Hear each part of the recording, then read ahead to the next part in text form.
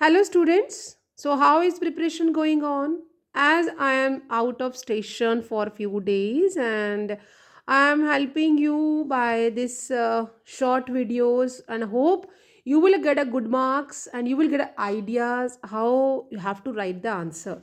So, see this question. This question was asked by CBSE in 2023. The complex is given to us, and अगर यहाँ देखें तो complex जो है जिसमें एक नाइट्रीटो और जो फाइव हैं वो एमाइन यहाँ पे लिगेंड्स लगे हैं, तो टोटल सिक्स कोऑर्डिनेशन नंबर है। और कोबाल्ट का ये कोऑर्डिनेशन कॉम्प्लेक्स है, is red in colour, colour is given. Give the IPSC name of its linkage isomer, and we know that कि जो हमारे कोऑर्डिनेशन कॉम्प्लेक्स हैं they are showing four type of isomerism, that is the ionisation, hydration, coordination and linkage.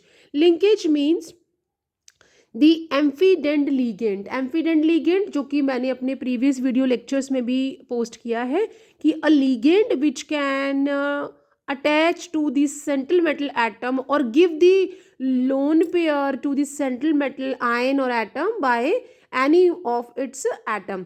तो यहाँ पे जो हमें linkage isomer बताना है, अमाइन है, अमाइन का तो कोई और तरीका नहीं है, नाइट्रोजन के साथ ही वो अटैच कर रहा है। लेकिन अगर क्योंकि नाइट्रोजन जो है वो लोन पेयर दे देगा, लेकिन अगर हम नाइट्रो या यहाँ पे नाइट्रो ग्रुप की बात करें तो जिसे हम नाइट्रीटो लिखेंगे वो नाइट्रोजन और ऑक्सीजन दोनों से ही दे सकता है।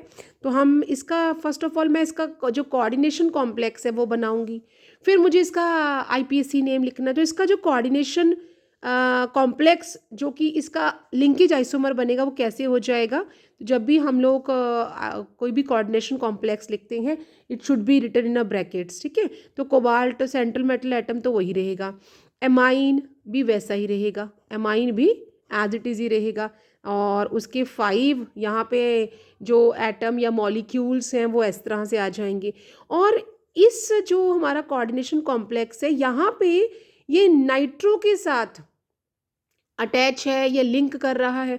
बट अब हम क्या करेंगे, इसे अब हम लिंकेज बनाना है तो ONO मीन्स अब हम शो करेंगे कि ये इस टाइम ऑक्सीजन के साथ लिंक कर रहा है, और rest we are writing like this. तो ये हमने इसका लिंकेज आइसोमर बन गया है।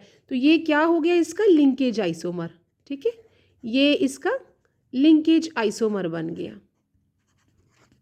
जो हमारा ऊपर कॉम्प्लेक्स दिया है ना उसका ये लिंकेज आइसोमर है, तो आपको एक नंबर इसके लिए मिल जाएगा। क्या you are showing first link, अब आपने आईपीएससी नेम लिखना है तो 1 नंबर आप उसके लिए आपको मिल जाएगा, टोटल आपको 2 मार्क्स मिल जाएंगे। तो ये हमारा कोऑर्डिनेशन कॉम्प्लेक्स था जिसका मैंने लिंकेज आइसोमर इस तरह से बना दिया, तो हमें 1 मार्क्स इसके लिए मिल जाएगा।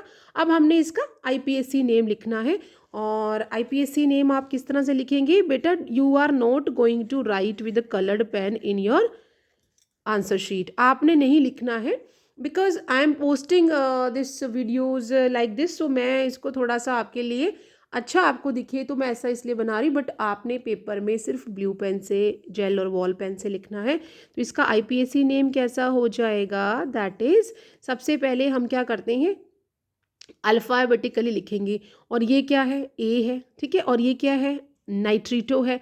ए पहले आता है एन बाद में आता है, तो इसका नाम क्या हो जाएगा, दैट इज़ हम पेंटा एमाइन, 5 है ना, तो पेंटा। और ये जो एमाइन, ये जो अमोनिया है इसे हम डबल एम से लिखते हैं। पेंटा में ए जो है वो 5 के लिए है, एमाइन AMM 2 बार लिखेंगे, और INE पेंटा एमाइन। और यहाँ पे आपने लिख देना है नाइट्रीटो, नेगेटिव लीगेंड को हम लोग ओ के साथ एंड करते हैं, तो नाइट्रीटो हो गया। और यहाँ पे आपने स्पेसिफिकली मेंशन करना है कि ये किससे लिंक कर रहा है, ओ से, तो पेंटा एमाइन नाइट्रीटो।